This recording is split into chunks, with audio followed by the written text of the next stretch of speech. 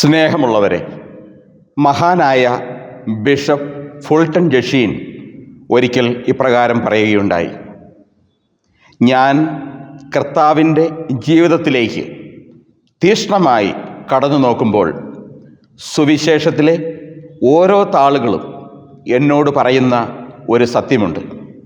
യേശുനാഥൻ മനുഷ്യനായി പിറന്നത് ജീവിക്കാൻ വേണ്ടിയല്ല, മരിക്കാനാണ് എന്ന സത്യം.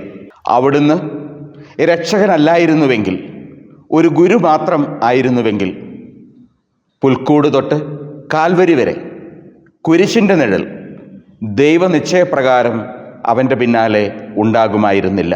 പ്രിയമുള്ളവരെ, അതുകൊണ്ട് തന്നെയാണ് മഹാനായ ദൈവശാസ്ത്രജ്ഞൻ ഡീട്രിച്ച് ബോൺഹോയ്ഫർ ഒരിക്കൽ പറഞ്ഞത്: കർത്താവ് ഒരുവനെ വിളിക്കുമ്പോൾ വന്ന് എനിക്ക് വേണ്ടി മരിക്കുക എന്ന് പറഞ്ഞാണ് വിളിക്കുന്നത്.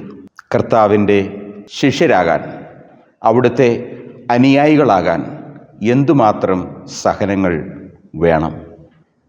ദൈവം നമ്മെ അനുഗ്രഹിക്കട്ടെ.